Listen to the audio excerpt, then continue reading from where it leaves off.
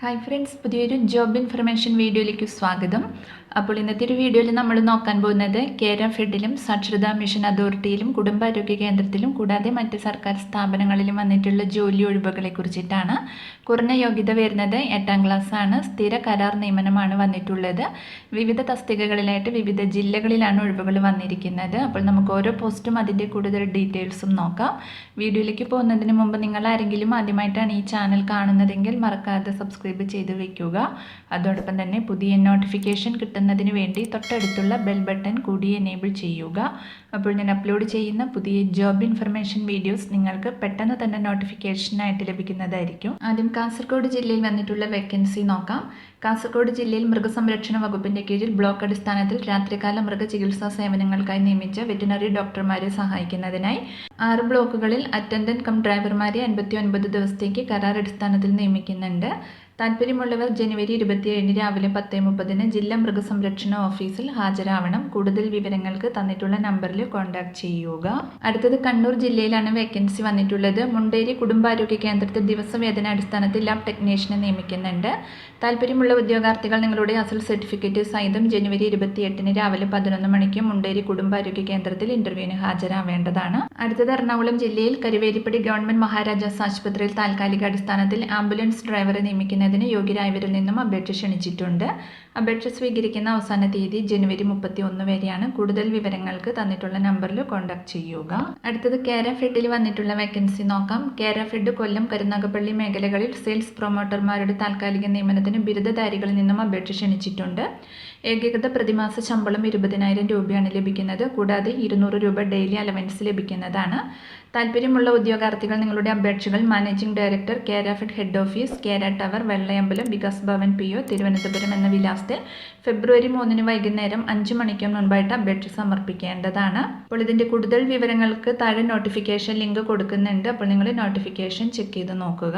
അടുത്തത് തിരുവനന്തപുരം ജില്ലയിലാണ് വേക്കൻസി വന്നിട്ടുള്ളത്. തിരുവനന്തപുരം നഗരസഭയിൽ ആൻറ്റി മോസ്കിറ്റോ കൺട്രോൾ വർക്കർ തസ്തികയിലേക്കാണ് വേക്കൻസി വന്നിട്ടുള്ളത്. സ്ഥിര നിയമനമാണ്. പ്രായപരിധി വരുന്നത് 18 മുതൽ 41 വയസ്സ് വരെയാണ്.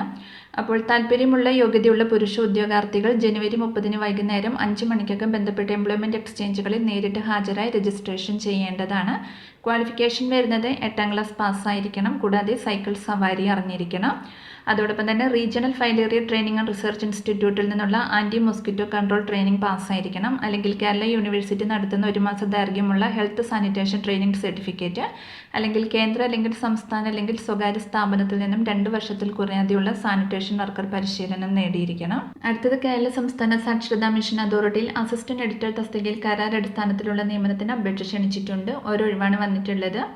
ബിരുദമാണ് ക്വാളിഫിക്കേഷൻ വരുന്നത്. കൂടാതെ ജേർണലിസ്റ്റിൽ ബിരുദം അല്ലെങ്കിൽ ഡിപ്ലോമ അല്ലെങ്കിൽ എഡിറ്റിംഗിലും ലേഔട്ടിലും 1 വർഷത്തെ പ്രവൃത്തി പരിചയവും 3 അതിലധികമോ വർഷത്തെ ജേർണലിസ്റ്റായിട്ടുള്ള പ്രവൃത്തി പരിചയവുമാണ്. ശമ്പളം 28,100 രൂപയാണ് ലഭിക്കുന്നത്. പ്രായപരിധി 40 വയസ്സ് വരെയാണ്. താല്പര്യമുള്ള ഉദ്യോഗാർത്ഥികൾ വെള്ളക്കടലാസിൽ തയ്യാറാക്കിയ അപേക്ഷ, വിദ്യാഭ്യാസ യോഗ്യത, വയസ്സ്, പ്രവൃത്തി പരിചയം എന്നിവ തെളിയിക്കുന്ന സർട്ടിഫിക്കറ്റുകളുടെ സാക്ഷ്യപ്പെടുത്തിയ പകർപ്പുകളോ അപേക്ഷ ഫീസായി ഡയറക്ടർ സാക്ഷരതാ മിഷൻ അതോറിറ്റി തിരുവനന്തപുരം എന്ന പേരിലെടുത്ത 250 രൂപയുടെ ഡിമാൻഡ് ഡ്രാഫ്റ്റും സഹിതം അക്ഷരം, പേട്ട ഗവൺമെൻറ് സ്കൂളിന് സമീപം, പേട്ട, തിരുവനന്തപുരം 695024 എന്ന വിലാസത്തിൽ തപാൽ മുഖേനയോ നേരിട്ടോ അപേക്ഷ സമർപ്പിക്കേണ്ടതാണ്.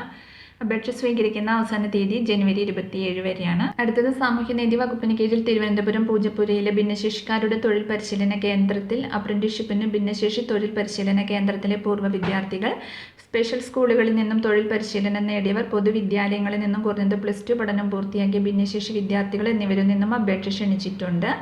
ഈ സ്ഥാപനത്തിൽ പരിശീലനം നേടിയ വിദ്യാർത്ഥികൾക്ക് മുൻഗണന ലഭിക്കുന്നതാണ്. പ്രിന്റിംഗ് യൂണിറ്റിലും ടൈലറിംഗ് യൂണിറ്റിലും 2 വീതം അപ്രന്റീസ് ഒഴിവുകളാണ് വന്നിട്ടുള്ളത്. താല്പര്യമുള്ള ഉദ്യോഗാർത്ഥികൾ നിങ്ങളുടെ ബന്ധപ്പെട്ട രേഖകളും അതിൻ്റെ പകർപ്പുകളും സഹിതം ജനുവരി 27 രാവിലെ 10:30 പൂജപ്പുര സോഷ്യൽ ജസ്റ്റിസ് കോംപ്ലക്സിനുള്ളിലുള്ള ഭിന്നശേഷിക്കാരുടെ തൊഴിൽ പരിശീലന കേന്ദ്രത്തിൽ വോക്കിൻ ഇൻ്റർവ്യൂവിന് ഹാജരാവണം. ഇൻ്റർവ്യൂവിൽ പങ്കെടുക്കാനെത്തുന്ന ഉദ്യോഗാർത്ഥികൾക്ക് യാത്രാബത്ത നൽകുന്നതല്ല. വിശദ വിവരങ്ങൾക്ക് ഇവിടെ കൊടുത്തിട്ടുള്ള നമ്പറിൽ നിങ്ങൾ കോൺടാക്ട് ചെയ്യുക.